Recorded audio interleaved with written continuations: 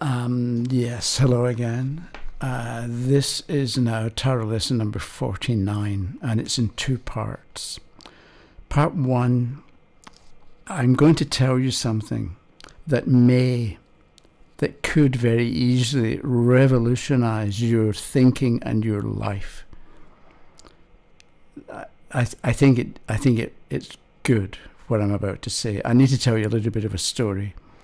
Then in part two, we're going to look at cards. I've got the idea is I'm going to give you 5 questions that are good to practice with on your own, and I'll demonstrate the first couple with a particular card.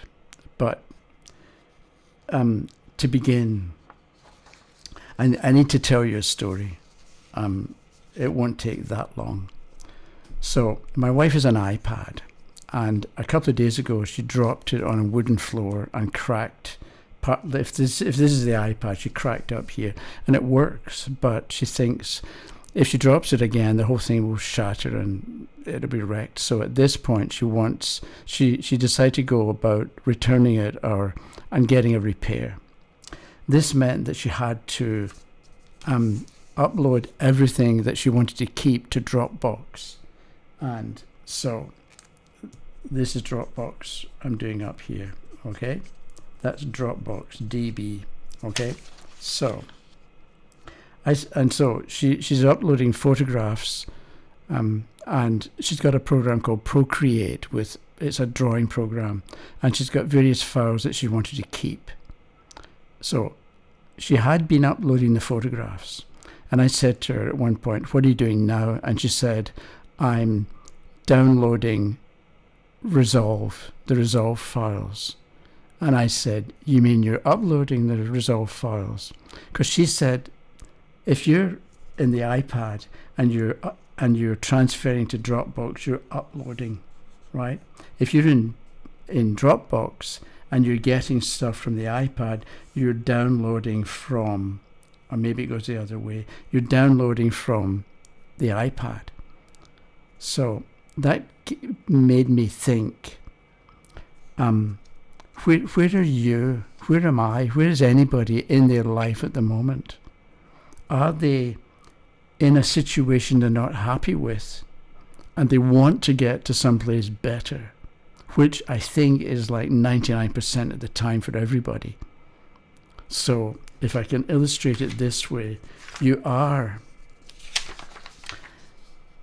here, and I'm making it like that, right? Because it's up and down, and it's you're not happy, you're depressed, you're anxious, you're fearful, you're expecting the worst, things that are negative, bad stuff you're not in a good place to some extent, whereas you want to be here, right, which is harmony and feeling good and feeling satisfied or contented, or knowing that you're on the right path, or something like that.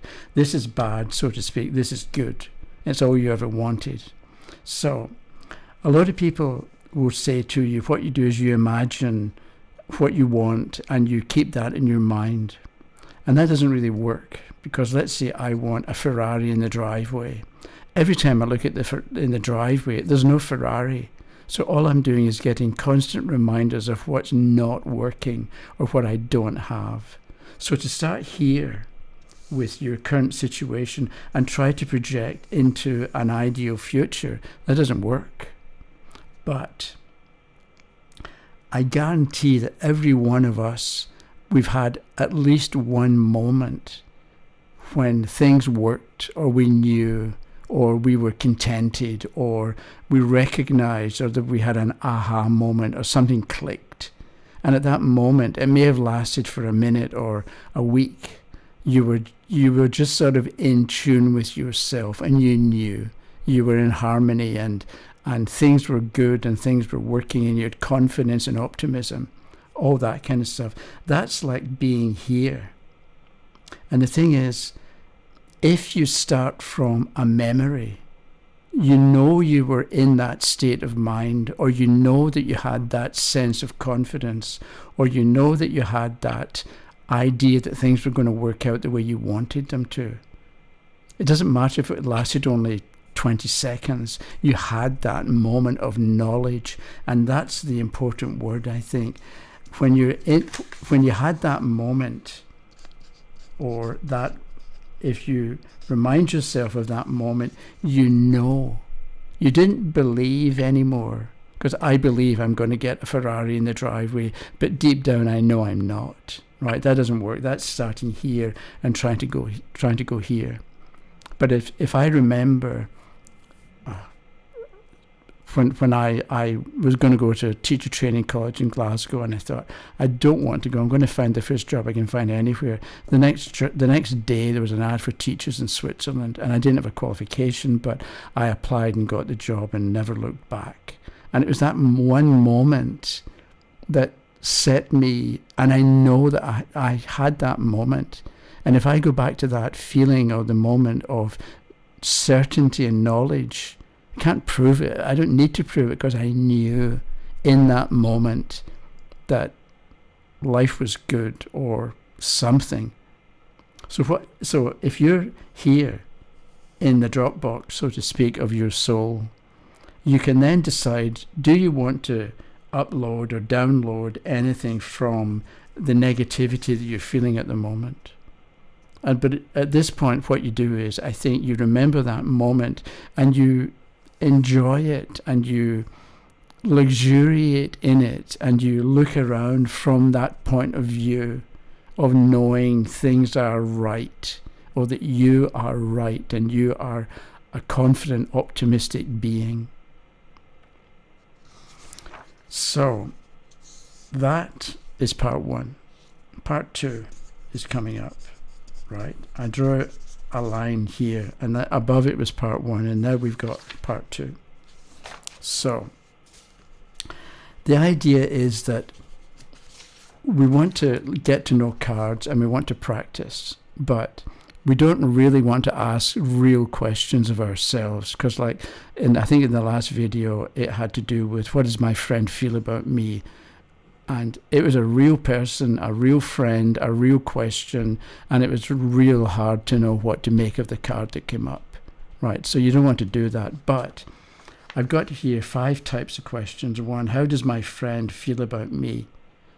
That's as a general question for you to figure out what you might say as the answer. That's a good enough question.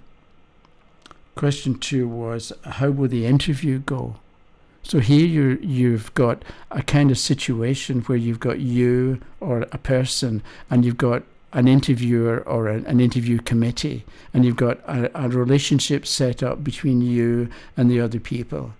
And so you're dealing with a future event as well, because here with the, how does my friend feel about me, you're dealing with the present and the past, right, as well as maybe the future. But here it's more about something that hasn't happened yet.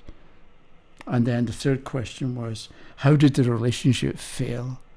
Right, so that's really about the past, and you're looking at something that failed, and you want to know, how did it fail, so that the next one is not going to go the same way and is not going to fail. And there's an expression, forewarned is forearmed. Right, so if you've got an idea of what could go wrong, and you take some steps to avoid it, then it's not going to go wrong as badly, or it's not going to go wrong the same way, and that's a good thing. Question 4, how do I improve? So you're asking about, okay, I'm me at the moment. What do I need to do, or what do I focus on? What do I concentrate on? What do I start doing, or what do I stop doing, so that I can improve tomorrow or next week, or improve my situation for the better? And question 5 was, what's the purpose of life? But then I put at the end, today, right? Because the purpose of life today might be the 7 of batons, and tomorrow it might be the death card. And you've got a different message each day. So rather than what's the secret of life, as there's only one secret, or what's the purpose of life, you want to know what's the purpose of life today. And that means you can ask the same question tomorrow, and see what answer you get for it. And it's giving you practice in thinking about cards from different points of view, or looking at a card to get different types of information from the same card. So question 1 I'd like to look at was this one. So question 1 was, how does my friend feel about me? And I'm going to look at the 5 of Pentacles reversed. I have a read. Somebody asked about this. So remember the last one, it was 5 of Cups reversed. It was actually the 5 of Coins reversed that the question that the person had asked about. So if we look at, and I've got here, what's the question? How does the friend feel about me? And the answer is the 5 of Coins. And I've got reversed because we should consider upright and reversed. So we look at the card. So we've got coins. So maybe the first thing we do is we write down money, right? Because it's coins. It's a suit as coins, which is money. And then maybe we write poverty. Because if you look at the picture, it looks like the people are poor. Well, they're drawn in that way. They're barefoot in the snow and a crutch, and so they're obviously poor. But I wrote down poverty question mark because if somebody wants to know is something about a promotion and you get the 5 of Coins, it doesn't mean poverty in that you're going to lose your job and have no money.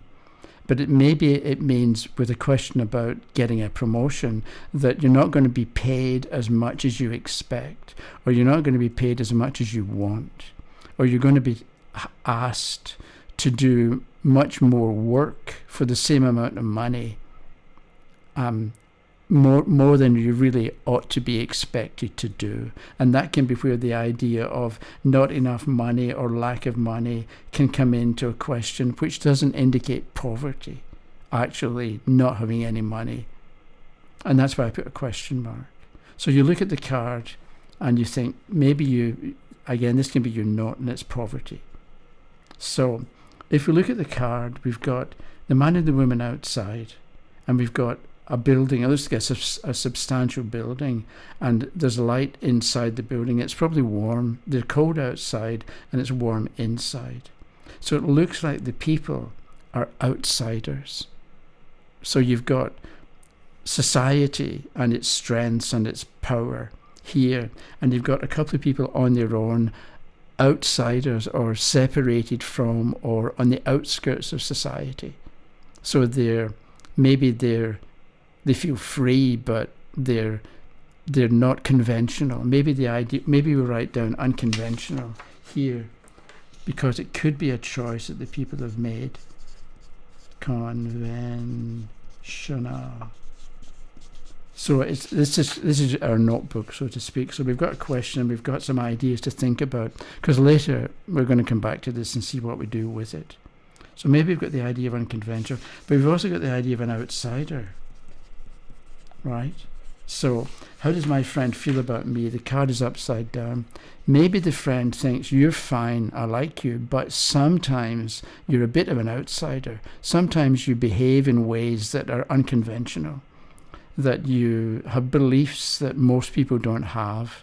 So maybe you have an interest in the tarot, and most people think the tarot is rubbish and nonsense, but you think it's good and valuable, and that makes you an outsider. And this can be how the friend feels about you. They like you most of the time, but occasionally you've got odd opinions.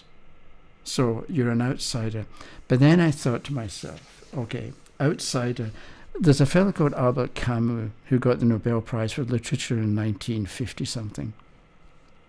And he was French, and he wrote a book called L'étranger, or The Outsider. It's translated in English. So I write down Camus. I happen to know that. You may not, but you come up with your own ideas for the particular card. So I wrote down Camus. And so Camus was an existentialist, and Jean-Paul Sartre was involved, and it's a whole thing about is life meaningless, and if life is meaningless, what do we do? How do we exist, and why do we exist? Okay, so I'm not going to read the book again. I had to read it for French when I was younger.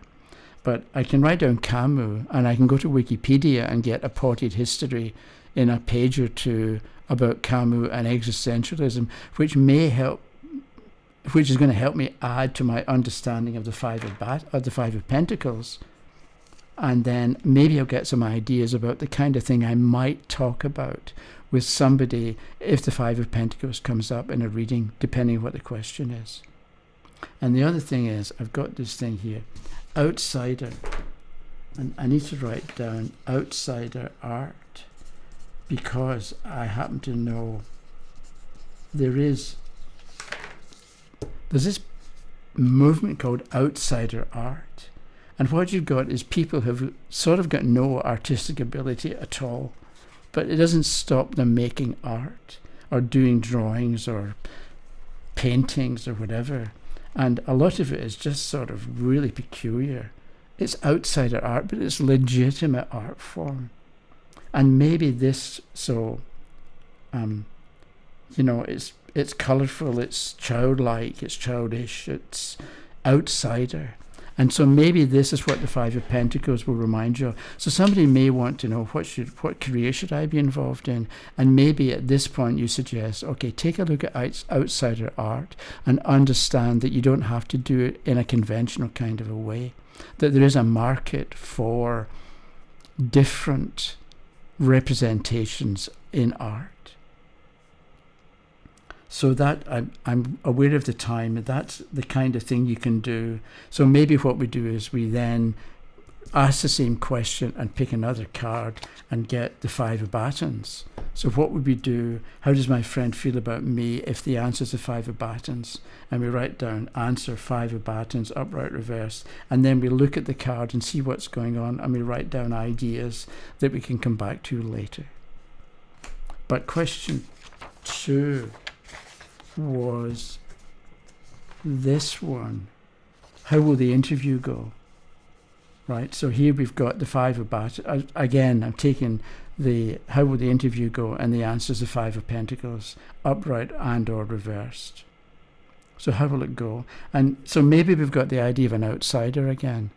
So we're thinking the people in the interview. So we've got, what have we got here? We've got a building and people inside, and that's probably the interviewers, right, or the interview committee, because they're bigger than you, right? They're on the inside looking out, so they already work for the company, and you're the outsider. You're coming to them to try and get a job, right? So maybe we've got the idea of outsider. So here the building represents the people who know what they want, maybe because there's illumination inside and they're warm and comfortable. So they're at ease in the interview, but you probably aren't. So maybe what we do with this is, how will the interview go?